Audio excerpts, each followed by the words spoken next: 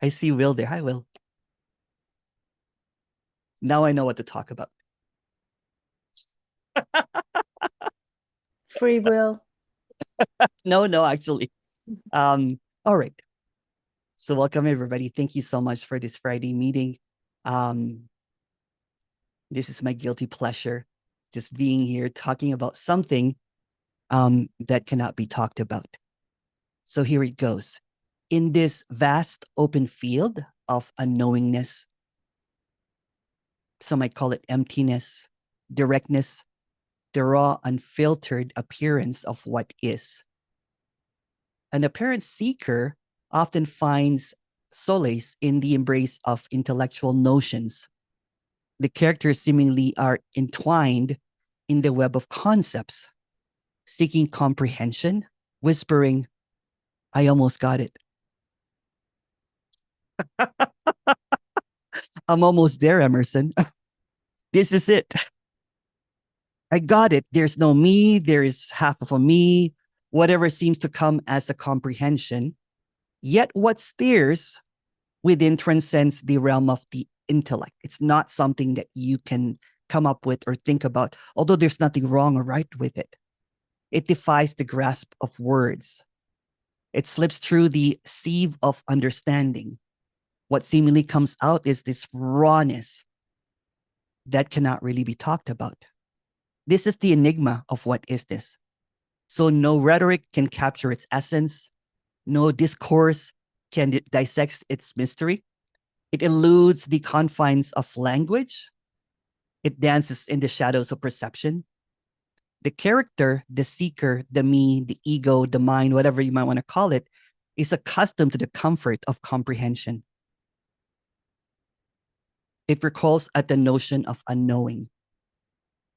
Although it's already the case, it tries to know that it's already the case.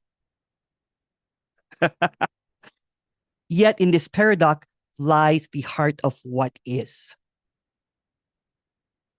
Beyond the veil of thought lies a resonance, like a whisper from the depths of existence, silence. It beckons not to the intellect, but to what is silent unknowing. There is no debate, no exhibition of eloquence. It is the raw simplicity of isness. Seemingly veiled in the cloak of the ineffable. In the silent spaces between words, an unknowing blossoms, like a silence that is so loud, unfurling its petals in the garden of openness. It is not a knowing born of thought, but of what is already. A deep knowing that transcends the confines of the me or knowing, embracing the boundless freedom, expanse of this apparent existence. What is spoken here may confound the intellect, for it speaks not to the mind, not to the seeker, not to the me, not to the character, but to what is already. So this is almost like an echo chamber. It's already the case, but not in language, but in silence. What cannot be spoken of, what is already direct. It's a direct response to what is already, is what is already. It can even appear as questions, longing, confusions, contradictions. Whatever it may seem to be, it is always the case.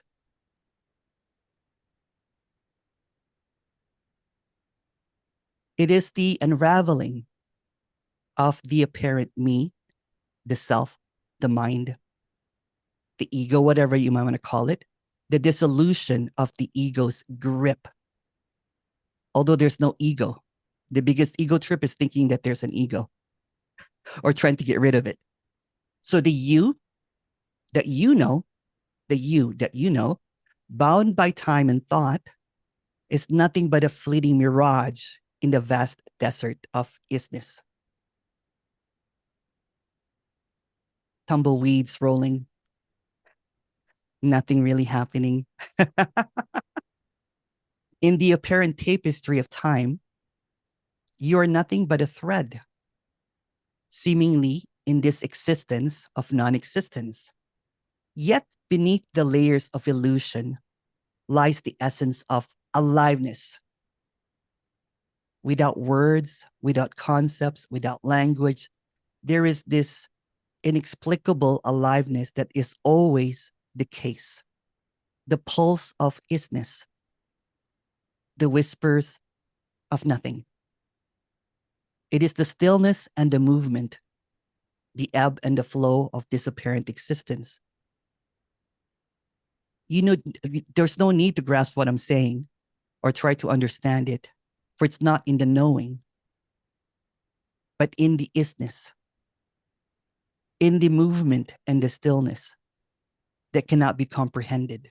How can something be completely still be moving? How come something that is completely silent be sounding? How can there be questions and answers for something that does not require a two? How come? How come?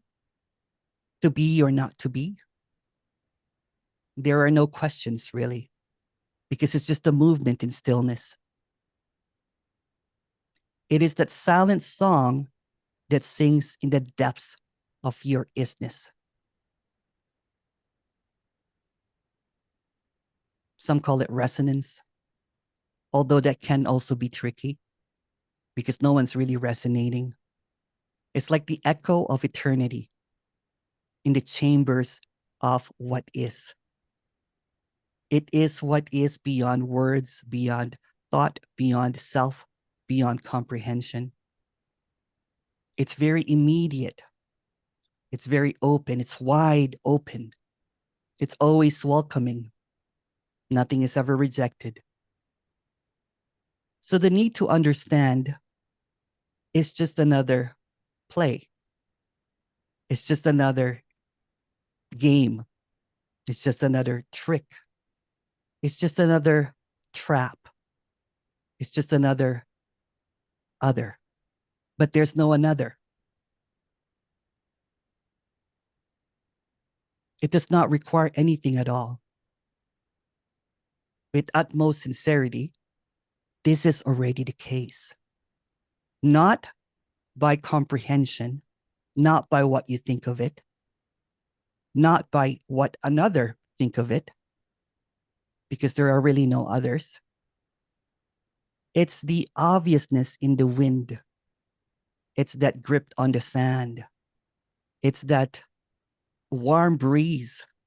It's that cold shiver in the winter. It's the petals growing. It's that feeling of that sting of that tear that lands on your cheek, the warmth of it, the beating of the heart, the seeming surrender to the unknowingness of it all, not trying to close up and try to capture what's being said here, but just seemingly an allowance of all of these words to come and go without believing it or not believing it, without trying to memorize it or try to quote me, because it's actually the spaces in between the words and the words that come along with it. It is actually the movement, the excitement, and something that is already here, or even the frustration of not getting what's being talked about. Although there's no one to embrace, it's the impersonal embrace of the unknown, the essence of aliveness, the joy of not knowing, the love that cannot be found, the freedom without any excuses. It's just what is. And what is so direct that it does not need a two to be directed to know what it is. It is the remembrance without memories.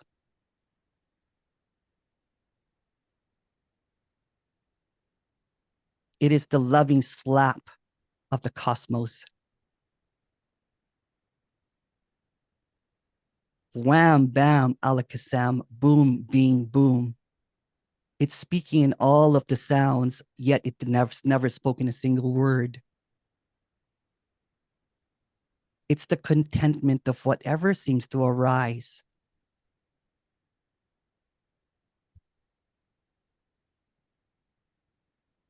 So seemingly I posted a 4-hour video, a lot of words for for trying to explain the same thing over and over and over again. And the words that are coming just like thunderstorms, sometimes raindrops, sometimes drizzles. It pitter patters on something that already is. But some get caught up in the clouds rather than the abundance of the rain that's coming. But what's overlooked is that this doesn't really have any meaning. Does the rain need to have meaning? Does the cloud have any meaning? So again, going back into that, trying to comprehend something that's incomprehensible, trying to say or convince yourself that I am almost there. I got it. I lost it. It's just another trick. It's just another well played, well played. It's like talking to yourself, trying to convince yourself when you're not even there. It's in a dream, and any kind of comprehension is a dreamscape. It's trying to escape something that is very direct, something that's very obvious, something that is very spontaneous, something that's alive, something that's completely moving, yet completely still. And again, try to understand that and it will blow your mind away that there's no mind to comprehend this.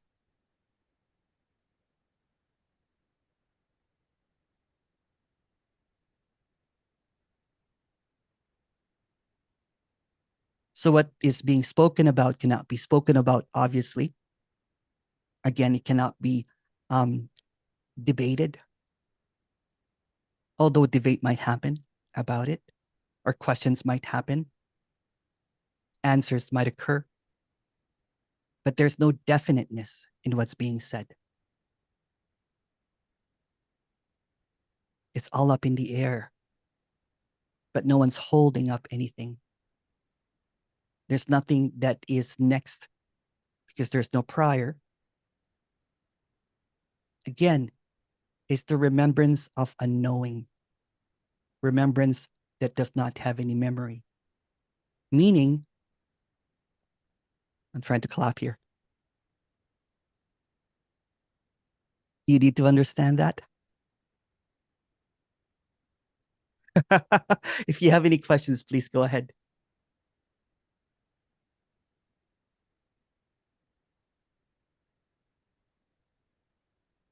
Oh, sorry. I'm going to open up I forgot to open up the chat here.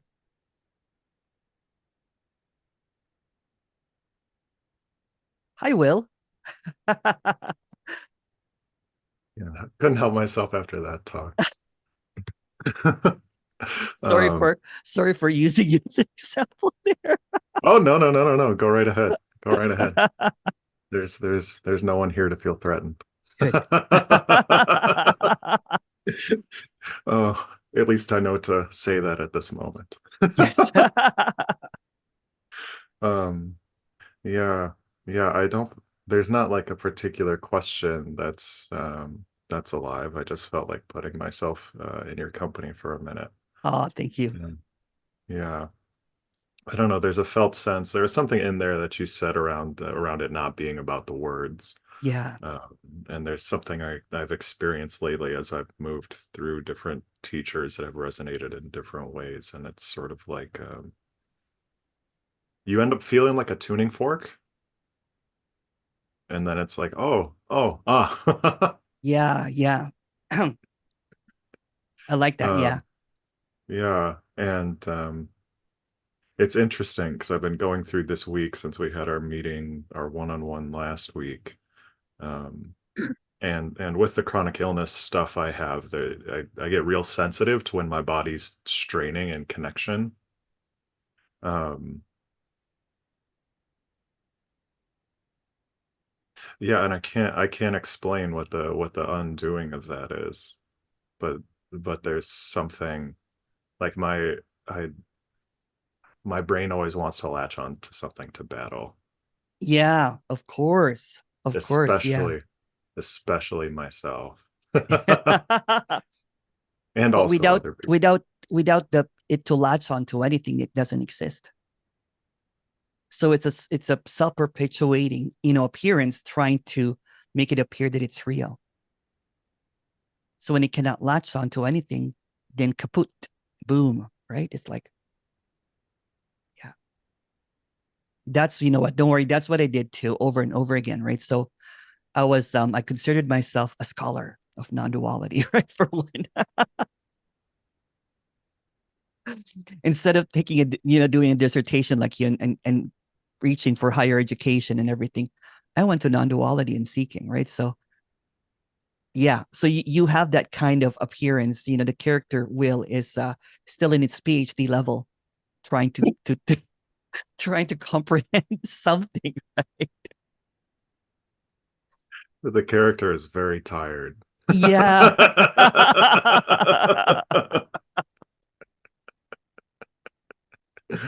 Oh, yeah, yeah. And then the character wants to latch onto the Haven't you had enough? non-duality stuff to fight even Yeah, more. haven't you had enough with your PhD level of education trying to get there? Isn't that enough? I And then think I'm applying pretty, it to non-duality again, right? But there is already clarity without us even talking about it. yeah. And No, there is a sense of that without you knowing it. It's kind of like a remembrance without memories.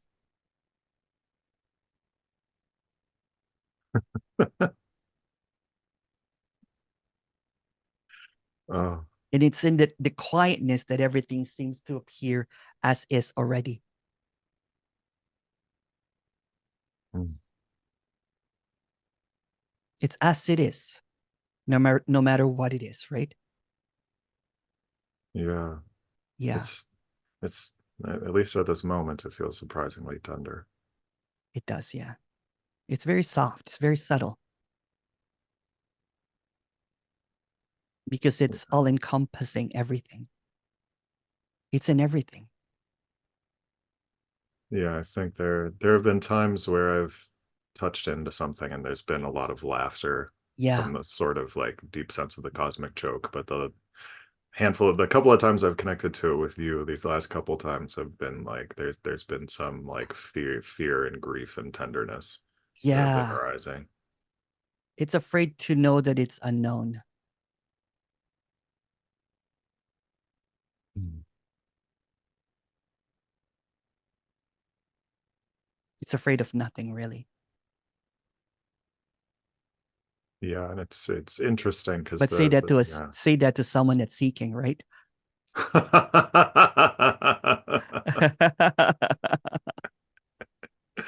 Oh, yeah, I think I'm pretty tired of seeking at this point. Yeah. They usually end up here in these meetings, when people that are tired of seeking. And this is kind of like the exhaustion round, right? Um, you've some characters has gone through, the whole tour of non-duality and everything, um, thinking that there's somewhere to go, that there's something next or something that will happen. Um, so this is kind of like a final stop, and there's no stop really. That this is it. There's nothing to get. There's nothing to know. There's nothing to drop.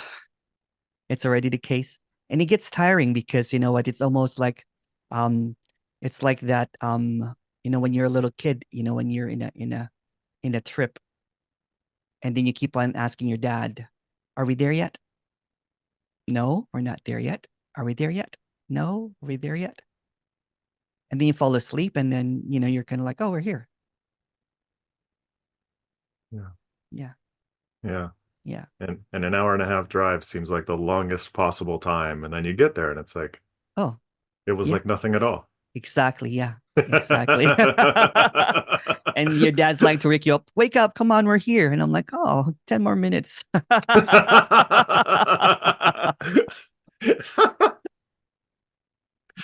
Okay, that's kind of I'm exactly almost the way there. it is.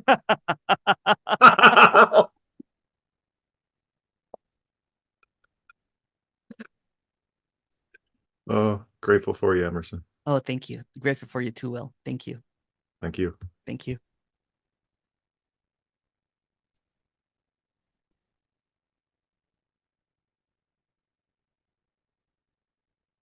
So sorry about that.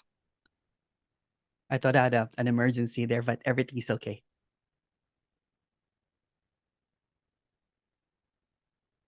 Couple of questions here. Can you speak more about the space between? So yeah, so let's talk about the space between the words. It's very obvious that the space between the words is silence, right? But it's often unheard. It's often overlooked. Um, but it's actually the interconnectedness and everything seemingly, and there's even nothing. So this is just an example. So for empty to be empty, there has to be fullness. There's this interconnection that cannot be, it's not separate. For bad, there has to be good. So there seems to be duality, but there's really no duality. For sound and silence is interconnected too. So there seems to be an experiencer, and the experiencer seems to create this illusion of another. But there's no other. There is really no silence, there's no sound. It's just what is. So what's being expressed here that while I'm speaking, there's going to be words that's coming out in and out. And there's just this silence that seemingly comes along with it. For the words, the sounds to appear, there has to be an empty space in between. So what's being overlooked or not heard is the fullness in what's being said. It's both silent and also sounding. But sometimes what seems to occur when everything is intellectualized, it listens to the sound and it does not, it overlooks the spaces in between, so to speak. It's like looking at a picture and then you're just looking at the frame and not looking at the content. Or looking at the picture, you see this grand picture and you don't see the canvas. So what's being spoken about here is the wholeness of everything, the completeness of what seems to appear, the isness of whatever seems to be separate. It's just what it is.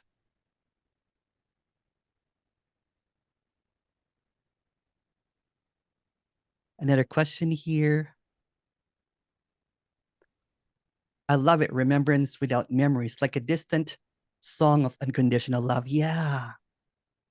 Yes, it is. It's beautiful. It's beautiful, right? So this almost like this encountering something that is unknown.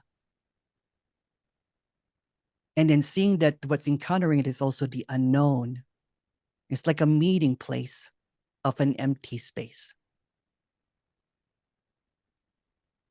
What is seeking what is longing what is, and it overlooks what already is, which is what is looking is it. What is seeking is it. What is longing is it. Everything is already it. Yeah, you know what? There seems to be a lot of tiredness that happens, especially a long journey that happens. So many characters, some people even, because when a seeker, an apparent seeker dedicates their entire life to seeking, 10, 20 years, 30 years, 5 years, no matter what it is, right? There seems to be a confine of just, that energy, just seeking, seeking, seeking, seeking. When there's really nothing to seek.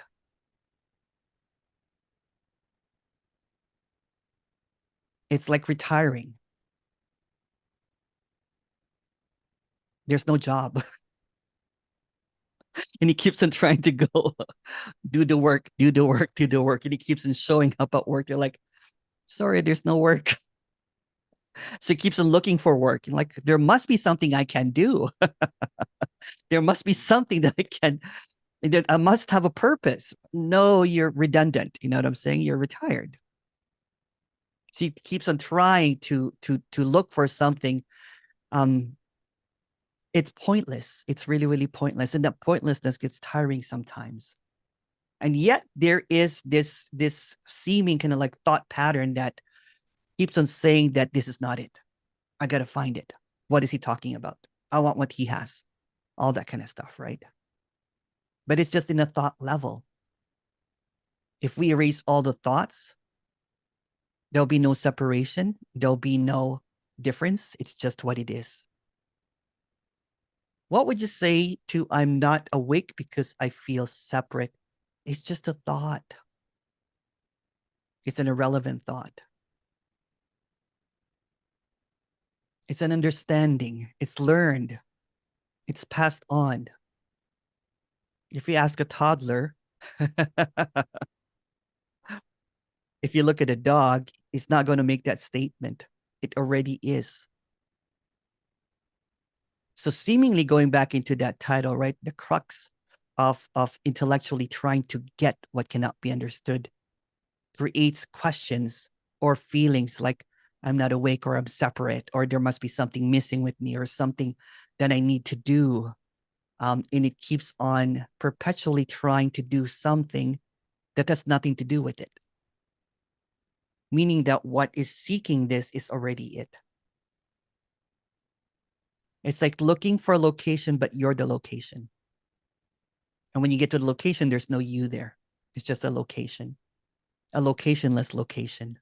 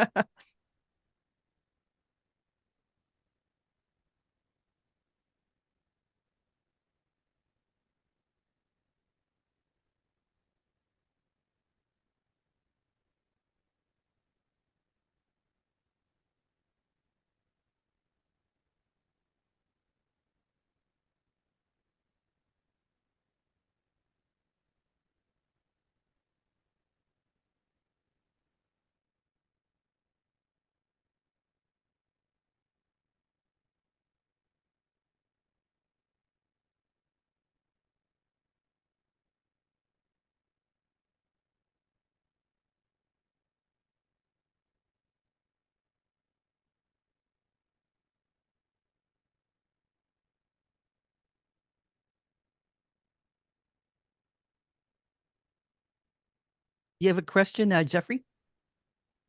You unmuted yourself? Or maybe not. Sorry. No.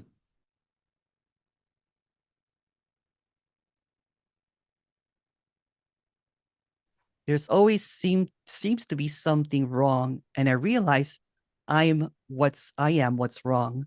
Until it's completely gone, there'll always be something wrong. So wrong and right is in the realm of the I, but there's no I really. The I seems to create a division in what is already. So the I can come up with wrong or right, this or not this, awakened or not awakened, but none of it really exists. Awake, not awake is just a statement. It's just a word. It's just a thought. It's just something that has nothing to do with what already is. The trees have no concerns about, what is and what isn't. It already is. It's just the naturalness of everything. It's just the directness of everything as it is. And even calling a tree an animal, is just a label of something that is beyond comprehension. You're not really looking at a tree. You're not really looking at right or wrong. It's just a comprehension of something that cannot be comprehended.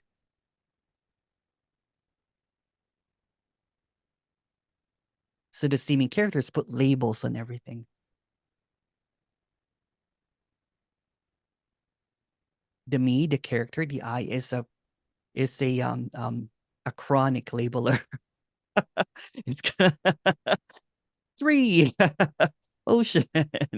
And then when you get a tree, there's like an oak tree. There's many different kinds of tree, right? But it's just one organism. It's just one. And even that one is just an illusion because there's no one or zero. It's just what is.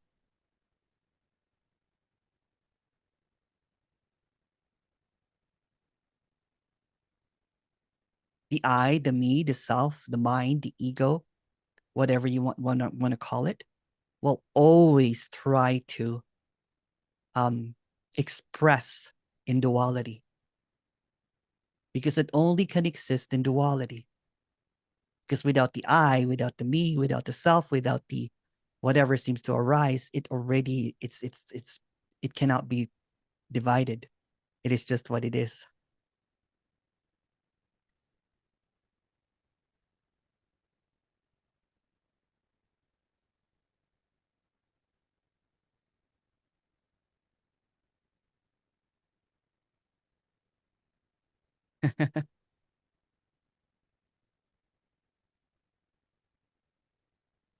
Are you going to release more of those non-duality introductions?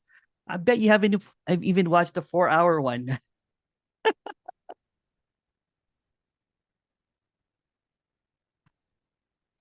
But yeah, I enjoy doing them. I enjoy making these videos. So thank you. Yeah. And someone's helping me too. So that's really great. Kathy? Yeah, hi. Hello. Hello. Celia's helping. Yeah. She's She's edited a whole bunch phenomenal. of videos, right? She made them into introductions.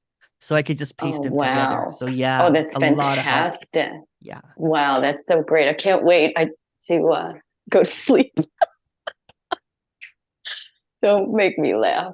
No, okay, this is what I have so many questions, but Sure. like it's crazy. I don't know why I don't stop looking. What's Yeah. wrong with me? There's something wrong with me. But that's not the first question. You don't Okay. have to tell me what's wrong with me. I know you could put it there. Like when you say it's already the case, Yeah. is that because there's infinity in every moment? There's just like a momentless moment. Something like Like there's that. no continuity.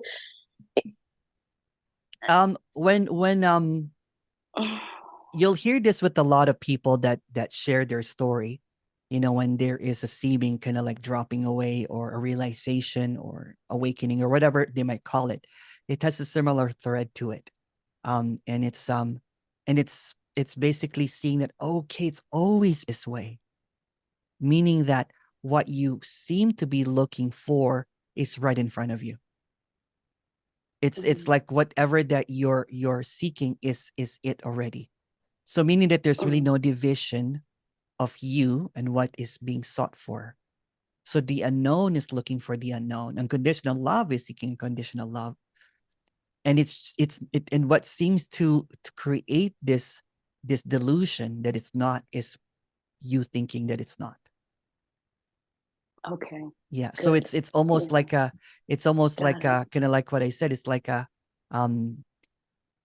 in the story, it's almost like we're getting slapped all the time, but we can't seem to wake up. Yeah. And what seems to be occurring is because we think that we have to wake up, but there's no Yeah. we that can wake up because it's what is already, right? So and again, it's not in the words, right? Because if the words seemingly kind of like, if there was this is just a story, if there was a genie in the bottle, I think the best thing that you would want to ask is the absence of thoughts. Yeah. But there's really not even, that there's not even a thought to let disappear. The genie be like, what thoughts? Yeah. So so it already is.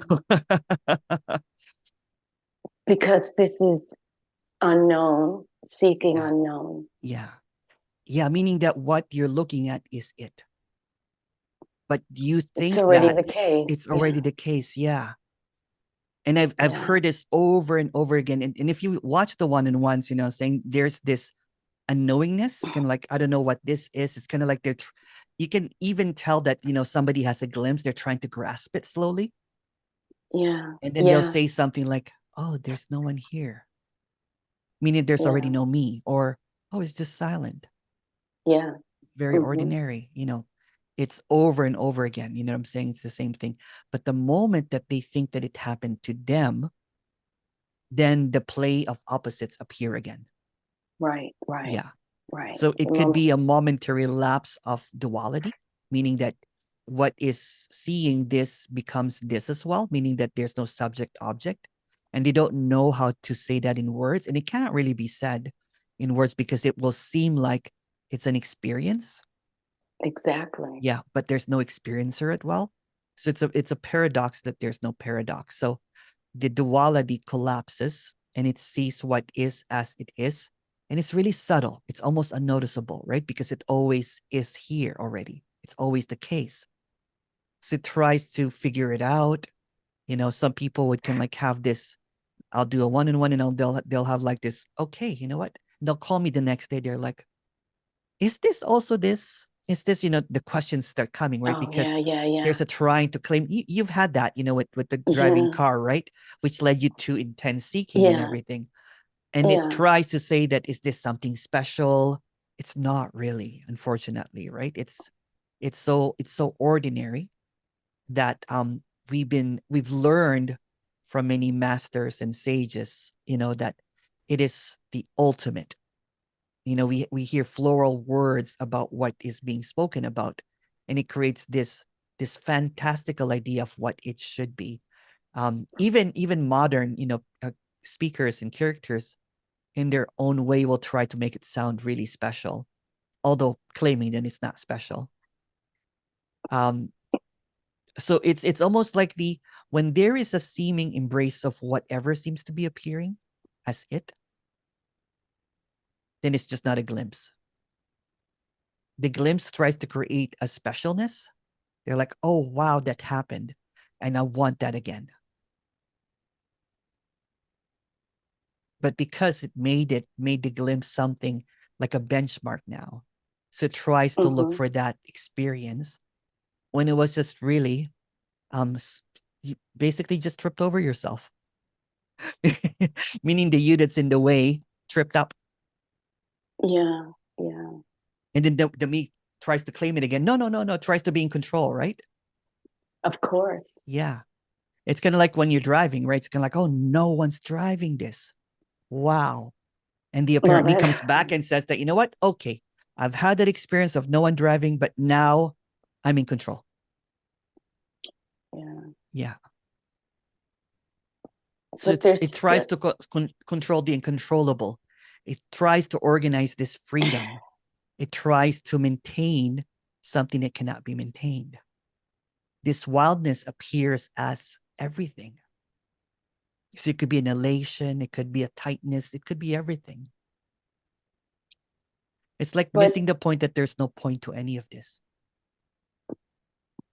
But when the me is here, when the me is here, which is 99.9999% of the time, there's separation. That's just a thought. See? No. Yeah. No, I don't think even no is a thought. Wow. Yeah. It can only operate in thoughts, right? So when it's trapped, it will be like, no. It's a feeling. It's a sensation, but that's also illusory. So feeling or sensation will come and you'll say that that's a me. But what overlays a sensation is a thought. So even saying that, no, I don't feel that, is also a thought. So again, it tries to label everything that appears. It's just wholeness appearing as sensations, wholeness appearing as feelings. It's all appearances. Because it wants to make the dream real that I am here. Yeah. Yeah, I guess yeah. so. And I know it, and it's hard. I know. It feels like Yeah. it feels like this, in quotes, Yeah, this can't be known. it can't. Yeah, it can't. Only in the glimpse is It it can't be known, but recognized. it can't be known by the thought, but it's already known without thoughts. Yeah. It's kind of like when they say when you're not Yeah, but that feels like a concept. That it feels like a is, but I can only concept to speak in me. concepts, right? It's almost trying to put the concepts to undo the concept. It's kind of like this and this are the same. So even when you say that, it feels like there's still a me here, 99, that's also it. What's wrong with that? It's almost like you got convinced It's by listening neurotic. to. Yeah. But Too again, you know what? much neurosis. But if you look at that, right, it's almost like Yeah. somehow, somewhere along the way, you got convinced after the glimpse that there's some me that needs to drop. And that's what has to be unknown. Yeah. That's not that. I'm so sorry. You know what I'm saying? For you believing that. My apologies in behalf of all the speakers. I should not be speaking for anyone, right? I should quit. Quit now. I'm so sorry to This can't- disappoint you, but there's no 99.99% me. You know what I'm saying? That's there all the time. And somehow, because we believe the people that are speaking about this as the absolute truth, you know what I'm saying? We hang on to Yeah. their words, right? But it's just words. It's just their thought. It's just their idea about it. Because they'll say that there's a me. And then from the same meeting, they'll say that there's also no one knows about this. So which one is it? Yeah. Yeah. Yeah. There's no consistency sometimes in speaking about this because it can only talk in concepts. Even when they say it's not a concept, it's still a concept. Yeah. There's nothing else. There's no other way. Yeah. There's no other way but the concept. Yeah. Yeah. Although what's being expressed here, with utmost sincerity again, cannot be conceptualized. But at least I admit it. At least I'm sincere about it. Yeah. I'm honest about it. Yeah. Yeah. Okay. Okay. Thanks. Thank you. I forgot the other questions. I'll come back later. Come back. Yeah. Come back. I forgot. That's okay. Hey, Jeffrey. Hello, Hi. Jeffrey. Hi. Hi.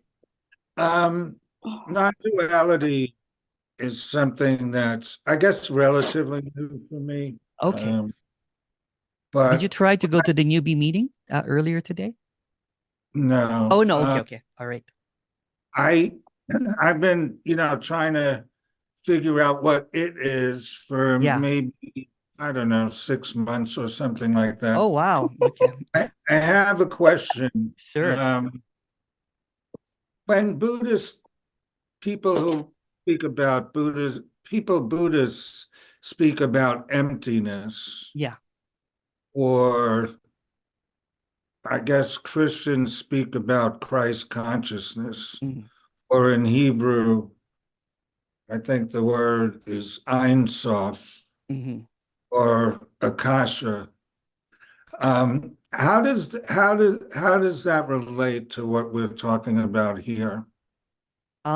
What we're talking about here cannot really be talked about, right? So what's being expressed here is the directness of it, not coming from a passed on knowledge, not coming on from a hand-me-down idea. Like, for example, the Buddha passed on the knowledge that is just all emptiness and everything. The Christ consciousness is, I think it comes from A Course in Miracles or something, that all that kind of stuff, right? It tries to allude to the same thing though. It tries to express the inexpressible. The difference is that they have come at a conclusion that this is Christ consciousness, that this is emptiness, or this is awareness, or akasha, or whatever seems to come about. And even in non-duality, some people will come into conclusion that this is really nothing. But again, all of these teachings are just thought levels. They're just basically intellectually based understanding of something that has nothing to do with the intellect. It's okay. It's perfect. You know what I'm saying? There's nothing wrong or right about that. It's trying to express something that cannot be expressed. So the expression might come out as, it's Christ consciousness or awareness or nothing being everything, all that kind of stuff. But they're just basically words that is labeled, words labeling something that is ineffable. I see. Yeah. It's But it trying could, to describe. Sorry, go ahead. I'm sorry, when somebody who believes in Christ consciousness says Christ consciousness, are they pointing to the same thing you're pointing to? It's not a belief. It's not a non-belief as well, right? It has nothing to do with the mind. And when that's the thing, because I believed in that too for quite a while. I believed in the Christ consciousness, and there's nothing wrong with it. It was actually really nice at some point, to be honest. To think that there is a source, or to think that there is a Christ, you know what I'm saying? Beautiful, beautiful.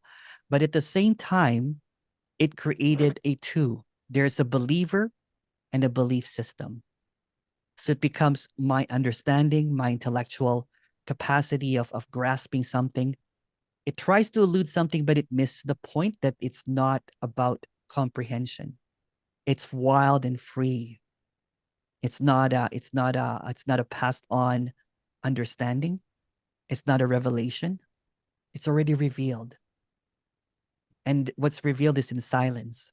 And some people will talk about silence as well. Again, I'm just coming up with words here. Please don't get caught up in it, right? Mm-hmm. It's kind of like someone asked a question: is the space between the sounds, between the words? It's the inherent wholeness of everything. Some people might call it Christ consciousness. Some people might call it awareness and everything. But the moment that you try to grasp it, then you separate yourself from it. Although there's no you. Mm-hmm. But when you see that what cannot be talked about is also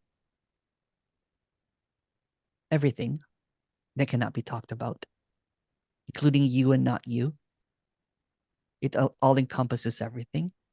So meaning that there's no difference in what you understand or not understand, because it already is. So in the seeming journey of seeking, there's going to be a lot of pitfalls, a lot of challenges, a lot of thinking that that's it and not it. So what's being spoken about is not it or not that's it. It's kind of like, when you are, in the common, mythology of belief system, do you take the red pill or the blue pill? Mm-hmm. So you have to choose one or the other. So, for example, if we put, do you believe in Christ consciousness or no Christ consciousness? Do you believe in the Akasha? So when you're part of that system, or let's even take it to radical non-duality, there's no me. That's a belief system now, right?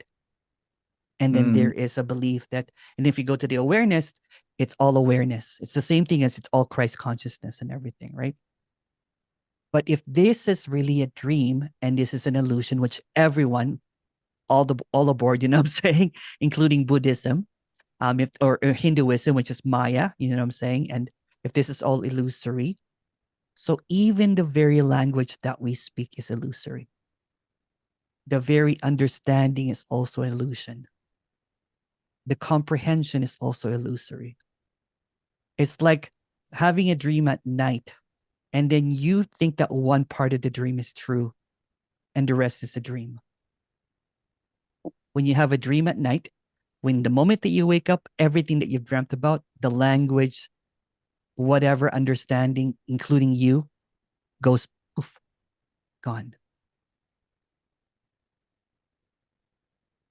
So a blind faith, you know what I'm saying, is believing in someone that has realized something.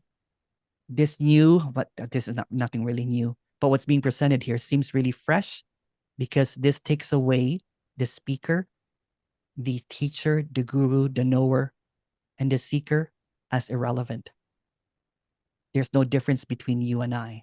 There's not even a you and I here.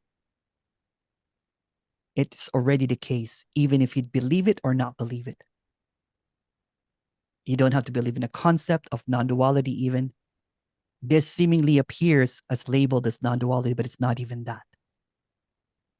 This is going completely direct, without reservation, without any authority, without any pedestals, without any obstacles. And the words that are being cleared up are just that. They're just words that seem to get in the way. So everybody's just saying blah, blah, blah, blah, blah. But some people think that their blah, blah, blah, blah, blah is holy and divine. But the moment that you think that something's holy or divine, then it creates a separation. It creates a two-ness. So what's being expressed here has nothing to do with any knowledge. It's in spite of the knowledge. It's in spite of everything that I know about spirituality. There's this directness here that cannot be comprehended. And if you look at all of these seeming, although it's just story, experiences of others, you know what I'm saying, that has seemingly realized this, there was no religion, there was no teaching, there was no technique even that somehow propelled it. And they always say, oh, it's always been this way. Or they'll say that there's no one here. And somehow they will attach that story into what others seem to have said. For example, when I first had in the story, anyway, it's just a story. More than a decade ago, I had an awakening, so to speak, that I hugged everybody on the street. So I attributed that to enlightenment because that's what I learned. So from what I learned, from that learned the enlightenment, I had to maintain it. I had to base it from, all of the sages and the masters, and I had to almost adhere to it. It's kind of like a cookie cutter enlightenment, right? That I had to, like, okay, I guess I have to meditate 2 to 3 hours now. I have to serve others now. I have to be a saint. All I was missing was a robe and some, some loincloth to fit that sage, image and everything. But I've seen, so many characters that they're not really there. And some of them are homeless people. Some of them are, what I'm saying? It just appears as everything. It's just a story. Again, there's no one that's enlightened, not enlightened. But seemingly, it appears as just the ordinary. So the moment that we believe that there's a Christ consciousness or the Akasha and everything, it becomes out of reach. It becomes something that I have to attain. I have to become Christ. And then it creates a specialness for someone that believes that they're Christ. In the story, again, this is just a story. If you if you look at, it's just a story. It's mythology, right? Even the story of Christ and everything. During that time, no one understood what he did. He doesn't have non-duality or the language of it, right? So he will be like, me and the Father are one, that kind of thing, right? Of course, everybody will be mad if I started talking like that. You know what I'm saying? Then you'll be like, he's gone mad. But what's being expressed here, it's not about comprehending it. It's incomprehensible. If you want to look at, people, characters that there's no me, I was talking about this to someone. Look at little innocent kids, toddlers. They laugh hard, they cry hard, they poop and they pee and they get angry. But it happens, and you know what? They don't hold on to it because they have not developed that comprehension or thought that they're separate yet. They're beginning to learn it, right? They're beginning to learn it. So this is basically what's being spoken about here is an unlearning. It's a dissolution of all the knowledge.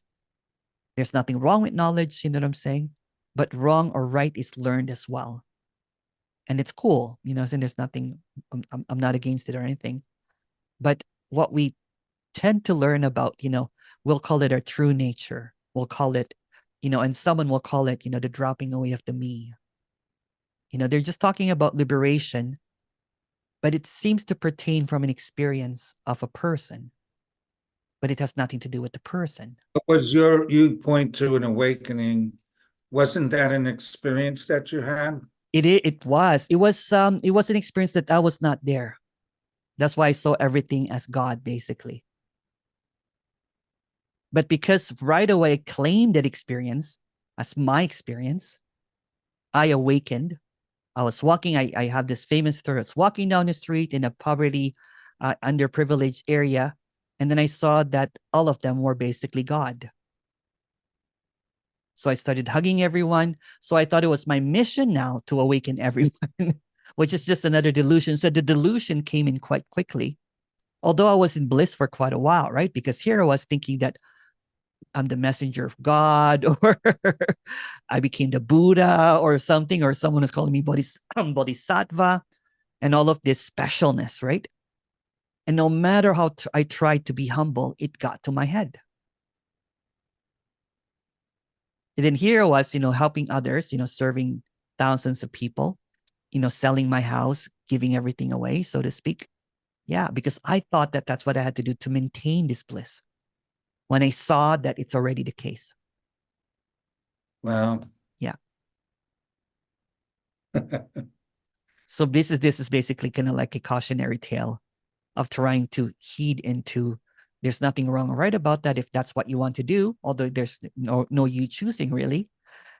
If you want to go into the big belief systems, some of them wait until the deathbed to see that it's already this.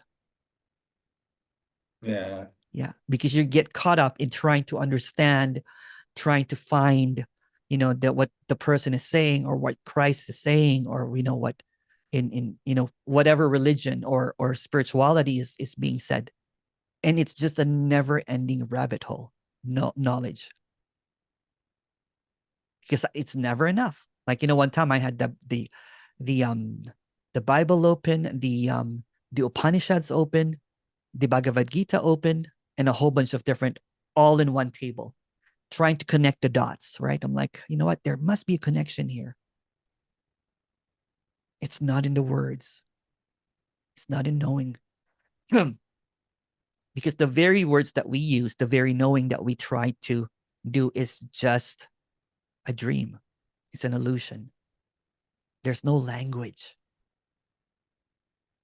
Because language will try to signify that there's someone being spoken to.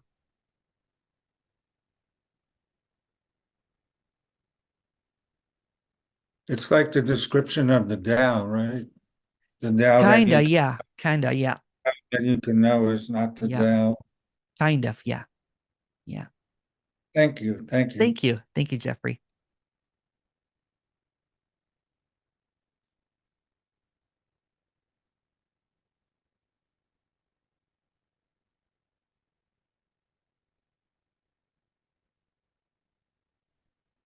Is this message implicitly saying that all phenomena are really unknown if there's not really a try to know them?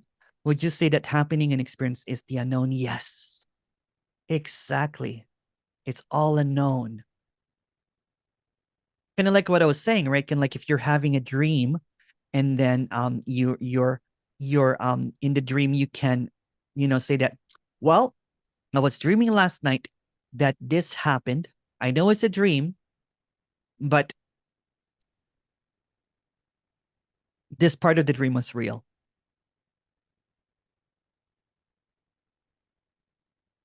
That this part of the dream is true, that it really happened. And then I'm trying to convince you that it's just a dream. So that's what seems to be appearing, right? You're trying to convince yourself that a part of your dream, which is you, is real. And then you will say like, no, I don't agree that it's just a dream, Emerson, because in my dream, I felt that it was real. That's what I was trying to say to Kathy, right? Like in the dream, even the sensations, the feelings, the emotions, the certainty, the comprehension, the surety that it's real is a dream. That's how tricky it is.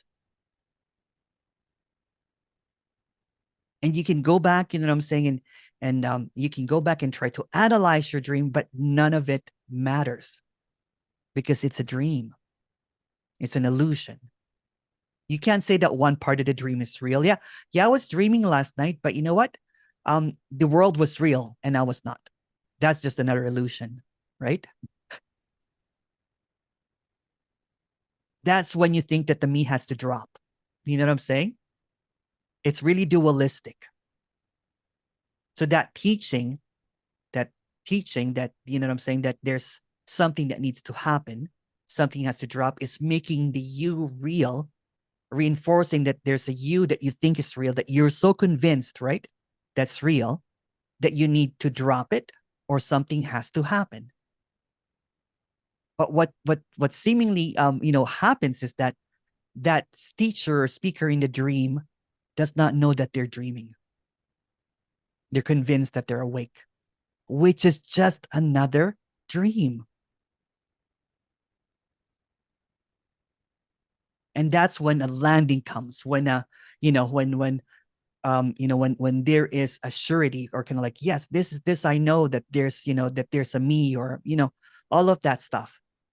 And somehow it believes it. Somehow it is convinced of it. A couple of questions here. So if the mind can't recognize it within the mind, what creates the opening to the recognition, clarity in time, in the relative world? David Hawkins said your life becomes the prayer, and at some point you become the field. I try not to do quotes anymore, because again, it just becomes a landing. Then you try to figure out what this person is saying. Again, it's nothing about the recognition. It has nothing to do with the recognition of the mind. Because even when the mind recognizes, it's also illusory. It becomes intellectualized. So even the saying that there's no me, no me, no me here is an intellectual understanding. Because the experience is there is a clarity that there's no one here. But it's not a landing. It's not a comprehension. It's a direct appearance that there's no one here. But yet, it's also allowed to appear as someone. So it cannot really be caught up as an idea, as a concept, right? Because it gets conceptualized and it becomes a truth. So it's not about the recognition of the mind, because there's really no mind. Again, going back into the dream, I'll keep on doing this, right? So in the dream, saying it's all a dream, you can't say that, well, my mind was real in that dream. The moment that you wake up, the mind, the me, whatever seems to appear, recognition, relative, the relative world, the absolute even of what you think about it, collapses. So the openness is seen that even if there seems to be an appearance of a dream, of a mind, that there's really no mind. So it's just always wide open. It's wide awake and dreaming at the same time.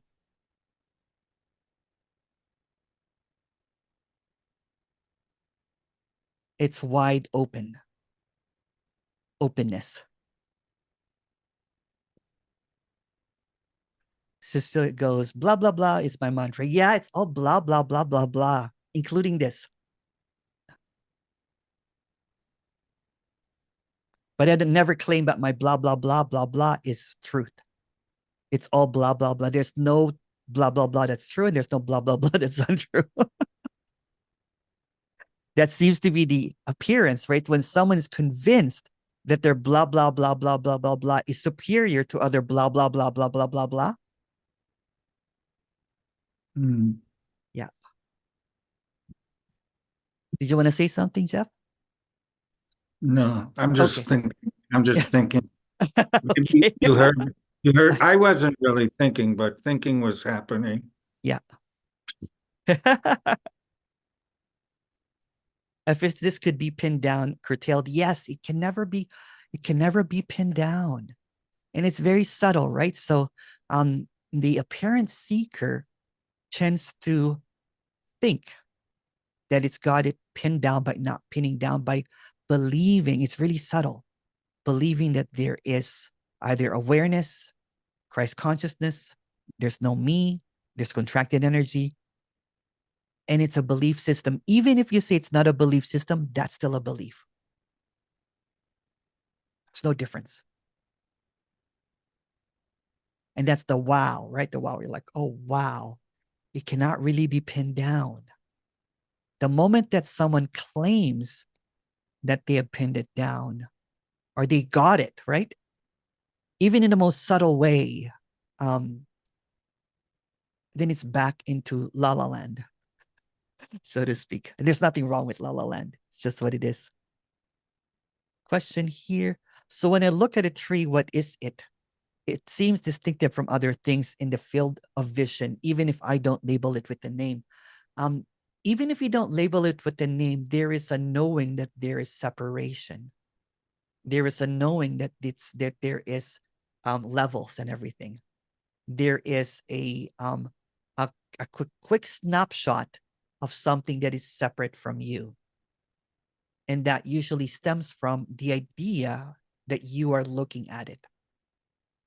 What if we destroy that idea that you're looking at a tree?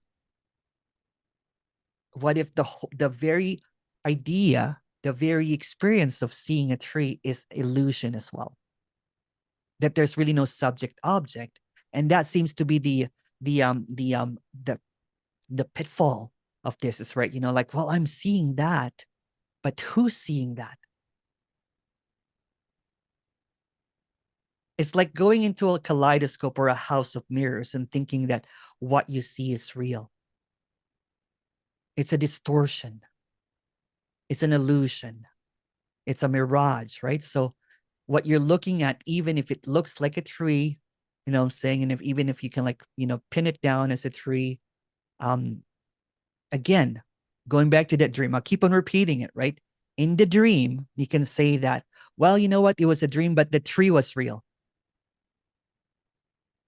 The tree, I was sure that the tree was real, meaning that I can go back to it and I can find that tree in the dream. It's just a dream. And what's also being missed is there's really no difference between a nighttime dream and a daydream or the waking life, because the perceiver in the dream and the perceiver in the waking life are the same illusion. So you can say that everything in the dream that was happening, we can say that everything in the dream, the moment that it's seen that it's just a dream, did not happen at all. But we forget to see that what's happening right now, because we're so convinced, saying that this is real, that is reality. I repeat this quote over and over from Albert Einstein. I like scientific quotes. Reality is an illusion, but a very persistent one. So the very persistence of you trying to figure out this reality reinforces that there's a reality to figure out. The very seeking is reinforcing that there is something sought for when it is just a dream. So let me go back into the dream again. If you're dreaming, what I'm saying, is the seeking also a dream? So even if the finding is also a dream,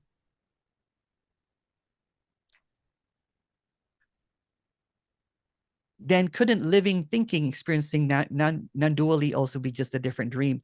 Duality and non-duality are the same, both are dreamy. Yes, bingo. Even the idea of non-duality is just a dream.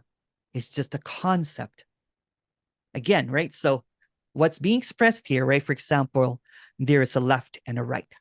The left and the right are interconnected. If there's no left, there's no right. If there's no good, there's no bad. If there's no sadness, there's no happiness. It's all intertwined, interconnected. And at the same time, both are illusory. Not just that they're the same, but they're also a dream. It's like a double whammy, right? You're like, boom, boom, wow. Even, because it's easy to say that there's no right and wrong.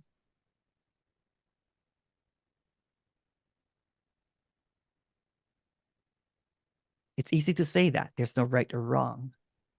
But there's a thought that there's something that's true or not. Even a thought is a dream.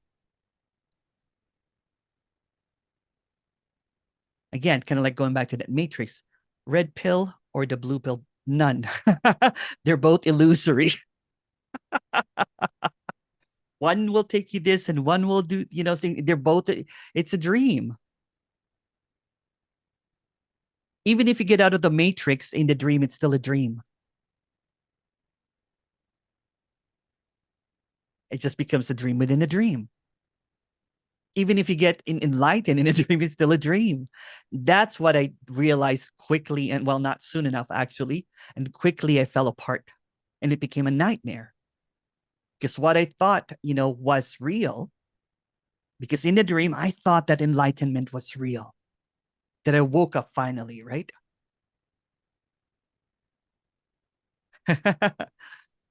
And then when I saw that even the enlightenment was a dream, I'm like, oh, damn it. Why? So what's being expressed here is the clarity that it's all already the case, meaning that whatever you're looking for, it is it. The dream is looking for the dream. But there's no dream.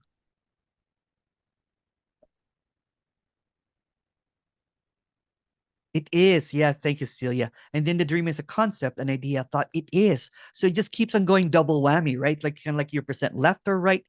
But even left or right is an illusion. So you can't even choose. Dream or reality, they're both concepts.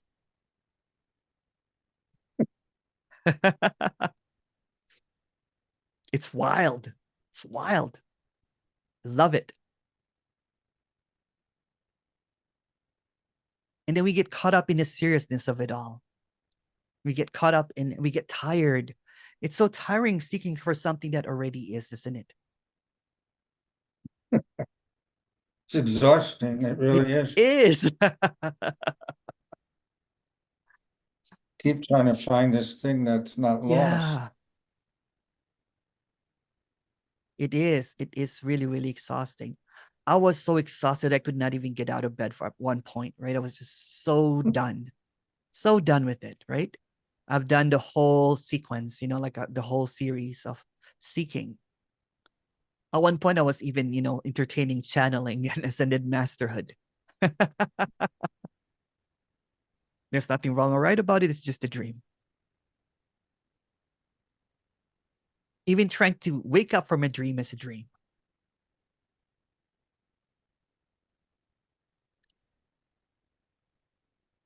Trying to figure out an illusion is also just an illusion.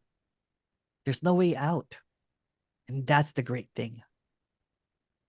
If there's no way out, then there is no you in. There's no you that's trapped. Meaning it's already the case.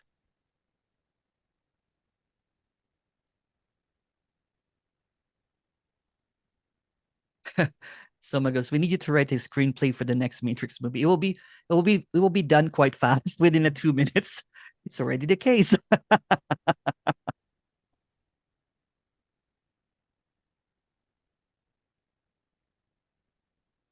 I see. It's all concepts, it's all dreams, it's all thought.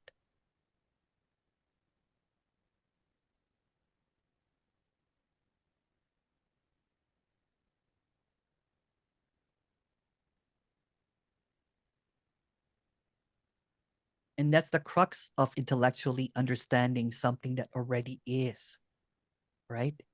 It tries to figure out something that is already, meaning that it tries to go into concepts. It tries to, maybe if I get there, maybe I'm here already, or maybe I'm almost there. It tries to create a narrative for something. It's like bullshitting something that's already true. It's like lying about something that already happened. It's like insanity of something that's already sane.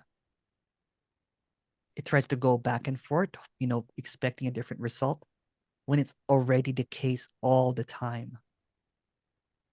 Because it does not seem to accept that this is already the case. It does not seem to admit that there's already no one. It tries to make it as an understanding. It tries to conceptualize it. It tries to figure it out.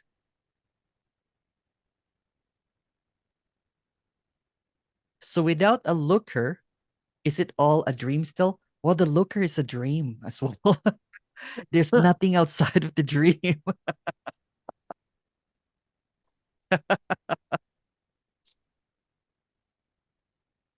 It's trying to make one part of the dream real and the other part not real. So the real and not real is also a dream.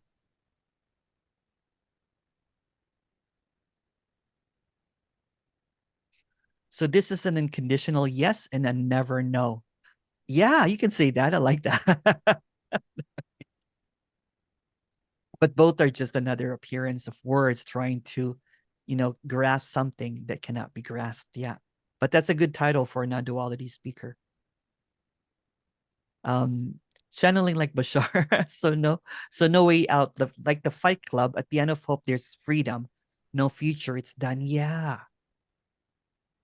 It's done. It's done. It's done. It's done. Yeah.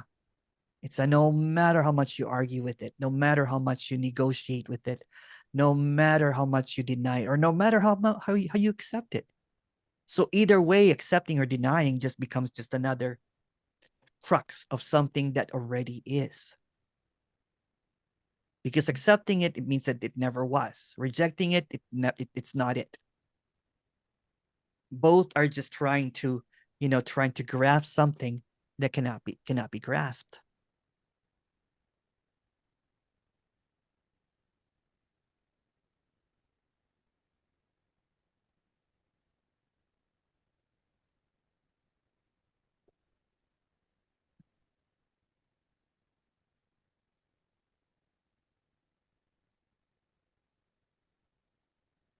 You seem to be on fire today.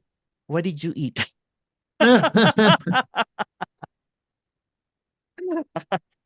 No, I was making those videos. I was piecing together what Cecilia made into a video. So I was looking at all of the introductions. Let's level it up a little bit, right? Let's just go blunt with it, right? And that it's what's being said here is always the same from the very beginning. I was looking at some of the older one-on-ones, and it's always the same thing, that the languaging has not really to do with the way that is spoken about it, but the sincerity that it's already the case is what's being expressed there over and over again. It's kind of like this, come on. Let's go. There's nowhere to go. And that's basically it. Yeah. So it's an aliveness, it's a passion expressing this over and over and over again. That it's already the case. No matter what you think, you can say that what's the case then? It's love. It's love appearing in its full spectrum. It's love appearing as opposites. It's love appearing as this and that. It's love appearing as not this and that. It's love appearing as me or no you. It's all love, but not your idea of what love is. Although that also pierces that. Have another meeting. Didn't know this one was going to last this long. I usually speak until there's no more questions. So is there room for improvement? In the story, why not? But who's to improve? Who's to improve? It's like, okay, let's use that dream thing again, right? You have a dream at night and everything, and all the self-improvement the moment that you wake up, did it really matter? Did it even happen? Just try to make the dream real over and over again. When there's no self in the dream, there's no me in the dream. It's just what is. But if in the dream it makes you feel better, why not? But is there a point to it? No. It is just what it is. Yeah, I'll have another meeting on Sunday, you guys. So I love